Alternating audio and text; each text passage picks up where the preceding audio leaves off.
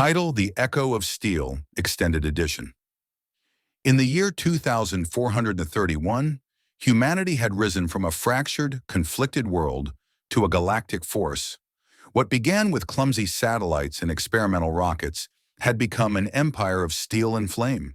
Colonies flourished on distant moons, terraforming rigs breathed new life into dead worlds, and wormhole relays turned weeks of travel into hours.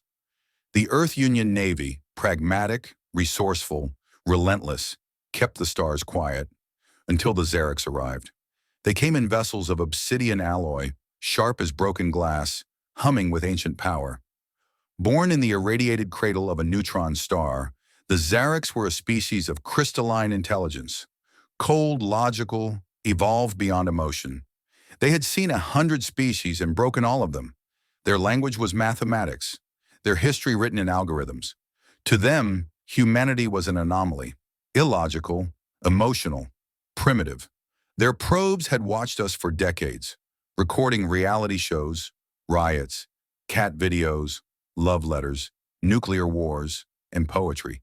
They deemed us unstable and crude, too young to wield the stars, a threat only because of our unpredictability, a threat they would now erase. Their ultimatum was simple: submit and be repurposed, or resist and be annihilated. Admiral Lila Moreno, commanding officer of the Earth Union flagship UNS Fury, received the message aboard the orbital citadel above Proxima b. The Xerix emissary, a towering crystal construct wrapped in shimmering code, appeared on every screen, its voice filtered through static. "You are inefficient. Your species wastes energy on emotion, superstition, and internal conflict. You are unworthy of ascension. This is your final cycle." Moreno took a long sip of black coffee, grown in Martian soil, bitter and bold. "You studied us," she said aloud, "but you didn't understand us." Then she smiled. "That's your first mistake." The Xerix armada surged into human space like a blade. Dozens of worlds fell silent. Their ships were massive, AI-guided dreadnoughts capable of firing antimatter lances and folding space to evade attacks. They absorbed torpedoes. They disrupted comms. They adapted to strategies instantly, but humans didn't fight fair. At Kestrel Point, Earth Union destroyers Valkyrie, Nomad, and Clark faked a systems malfunction.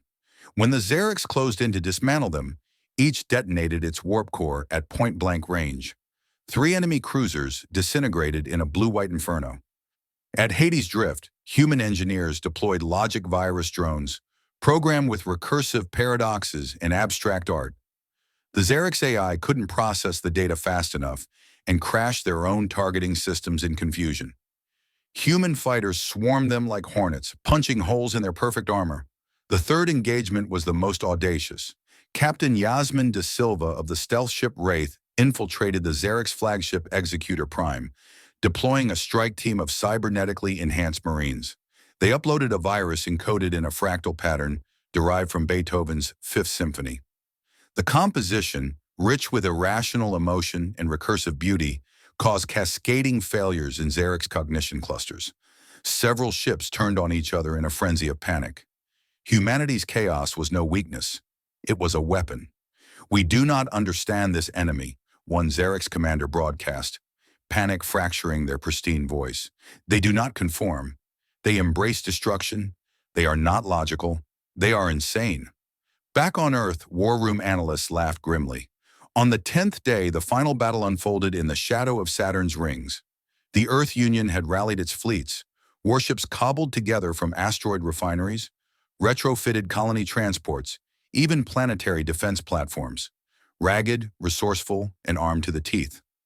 The Xerix descended in a perfect phalanx, 15 capital ships, flanked by swarms of autonomous drones, but the humans had laid a trap, a gravity mine web, spread like invisible lace throughout the field. As the Xerix advanced, ships vanished, torn apart by impossible forces. AI units jammed, comms failed, and then humanity struck. From every angle, with weapons improvised and unpredictable, EMP harpoons, quantum shrapnel, even neutron bombs detonated inside Xerix warforms using hijacked teleport relays. Executor Prime tried to retreat. The UNS Fury caught it with a grav lance, pinning it in orbit like a moth on a board.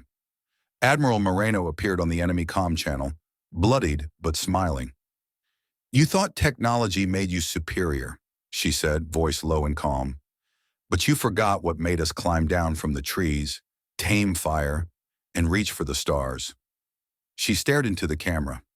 "We don't win because we're perfect. We win because we don't stop."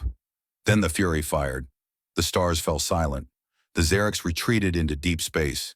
Their data fractured, their confidence shattered. They no longer called humanity a threat. They called us aberrants,